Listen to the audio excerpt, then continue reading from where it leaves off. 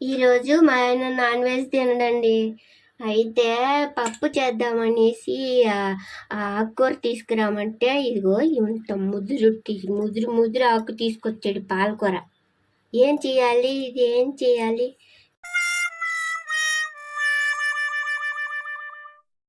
Hi అండి, welcome to my channel Sarojini Dani's kitchen.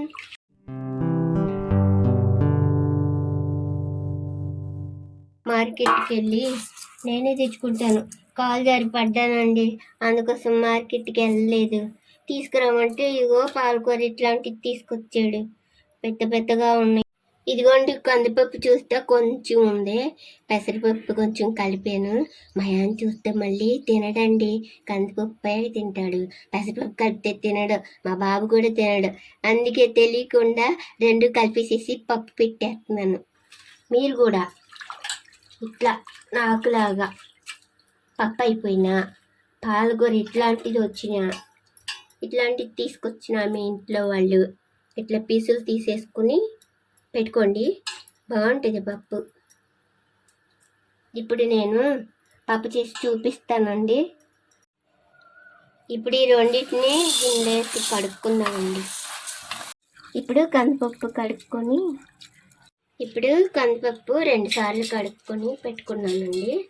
ఇది కుక్కర్లో పెట్టేసుకొని ఇప్పుడు కుక్కర్లో కందిపప్పు వేసాను కదండి, చిన్నగా తరిగి పెట్టుకున్న పాలకూర ఇది కూడా దీంట్లో వేసేసుకుని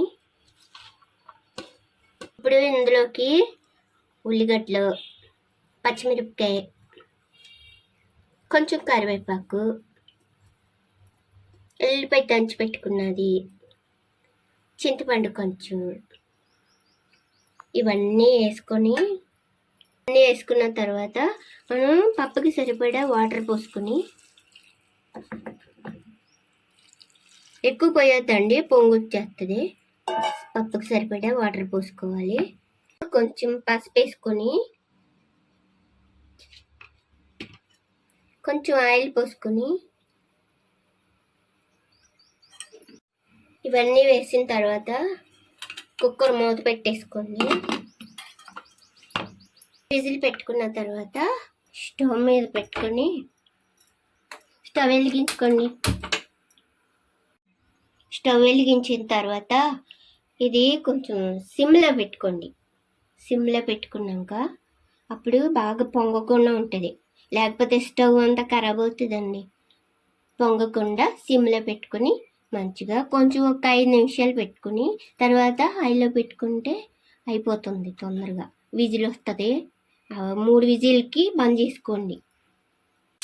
ఇదిగోండి, ముందు కుక్కర్ పైకి పొంగొచ్చింది కదా, అది వచ్చినప్పుడు ఇంకా అవ్వలేదు అని, ఇప్పుడు కొంచెం ఎండిపోయింది కదా, ఇప్పుడు అయిపోయింది పప్పు అని.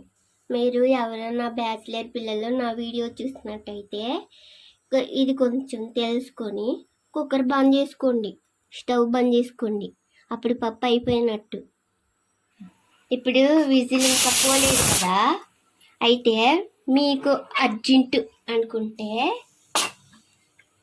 పప్పు విజిల్ రాలేదు అని ఇంకా ఎప్పటికి వస్తుందా అని ఎదురు చూడొద్దు. మీరు కొన్ని వాటర్ తీసుకొని ఇట్లా పైన పోసేస్తే,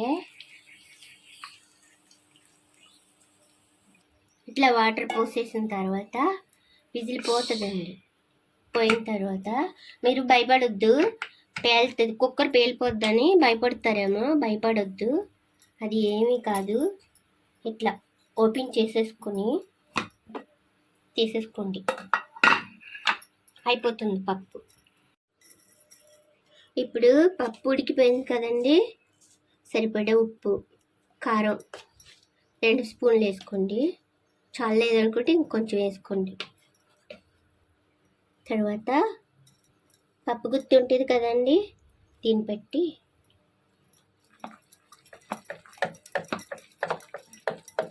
ఇట్లా చేసేసుకోండి. ఇలా పప్పు గుత్తి పెట్టి మెత్తగా రుబ్బుకున్న తర్వాత అండి తాలింపు వేసుకుందామండి. ఇప్పుడు ఇంకొక కడాయి పెట్టుకొని స్టవ్ వెలిగించుకొని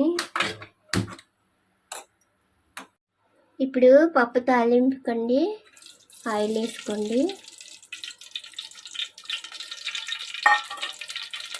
ఇప్పుడు ఇందులోకి తాలింపుకి ఎండుమిరపకాయలు, ఆవాలు కొన్ని సరిపడా వేసుకోండి.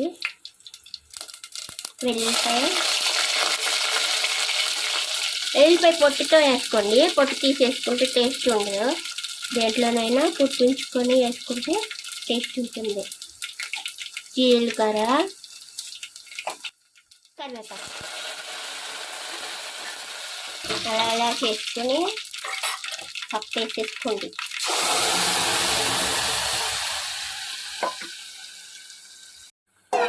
ఇంత చిక్కగా పెట్టుకోకూడదండి, ఇంకా గట్టిగా అయిపోతుంది. చిక్కగా పెట్టుకోకూడదు. కొంచెం వాటర్ పోసుకొని, కావాలంటే ఇంత చిక్కగా వద్దు, ఇంకా కొంచెం వాటర్ పోసుకుంటే బాగుంటుంది.